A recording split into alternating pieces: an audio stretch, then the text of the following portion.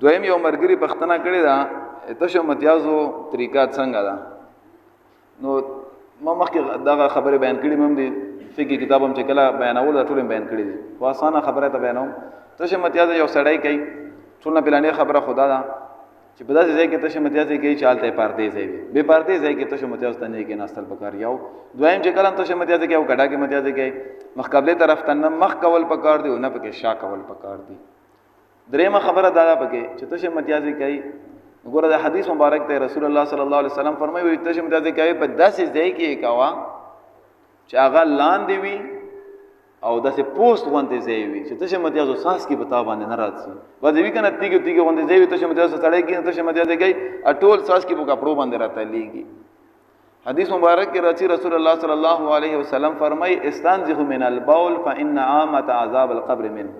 وی تاسو د تشه متیاز ساس کو نه او تشه متیاز نه ځان وساتو ځکه چې عام عذاب قبر چې انسان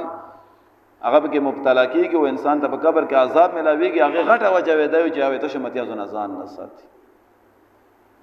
درېمه په دغه یو اهم او ډیره ضروری مسله ده یو کوم داسې خبره کوم ټول ته کوم ته چې کوم ځای پورې ما आवाज رسیږي یو خلکو ته بیانو کوم ځای لم نه رسیږي بس هغه باندې موږ مکلف نه یو. اکثر خلک یو ډیر غیر اخلاقی کار کوي بازار کې تشه متیاز تکینی بے ادبی د معافي او بیا روچا چې والا چې په پرتو کې ورمنډلې او ګرځي ها څنګه چل دی خې جوړي مړه څه کار کوي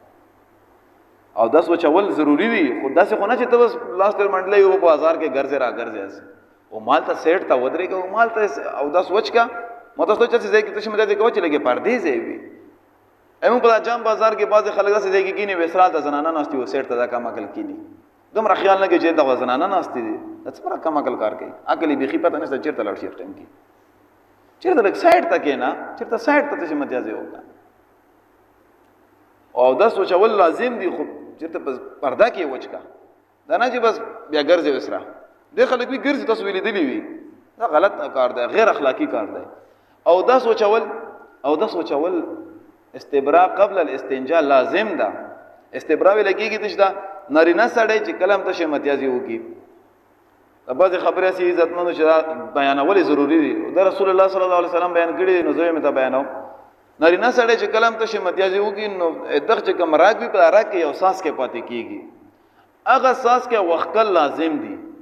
اپ کومه طریقه باندې وځي کتابونو طریقې لیکلې دي په ټوخي باندې وځي سړی وټوخيږي نو ټوخي سره هغه ساس کې وځي لیا سړی د پنځو په سر باندې سي ودري ګو بیا ټیټ شي زر په دا باندې ساس کې وځي لیا د دوړې خپې دي مثال د دوړې خپې ساسه زور ورګي نو اکثر آتش مته ساس کې وځي چې په پرته نیولې بیا لوټه وي شي هغه ساس کې سي کې یا نه پاس بیا سړی وبو باندې استنجا وکي او بیا وداس وکي. اوس ډیر خلک داسې وي چې تشه متیازي وکي عام انسان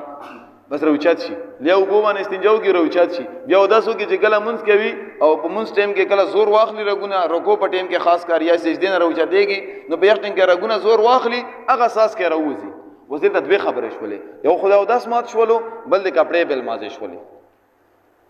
بیا او داس مونږ نه کیږي او په بل مازو کپړو کې مونږ نه کیږي او بس تلا کې مونږ کوي ته چې مخ مونږ وشولو نو مونږ نه شوي اول د غساس کې وکل لازم دي. یو انسان دی مثال کے طور پر یو بیماری ده او داسې بیماری ده چې هغه هر څمرم د اساس کې او بس یې نه پس مم ته نه بیام راځي سلسله البول وته ویل کېږي یو بیماری ته چې هغه تشه متیازي ودرېږي نه بیا ته اساس کې بیا ته اساس کې نو یو سړی لپاره اسلام اجازه پر کړی دی چې دا سړی دا وداس وکي ساس کې نه په منځ کې لاړل منځ د ما ماته خپل منځ دی وکي کپڑے به بل مازه شم پروانه کې منځ دی وکي خدا بیماری دا عذر ده دا سړی بیا بل منځ ته دوباره وداس کې چې کم ځای بل ماز شوی دا غځي وي بیا وینځي. امید لرم چې به باندې پوه شئ الله تبارک وتعالى به باندې مال او تاسو ټول لا پوهه رانصیب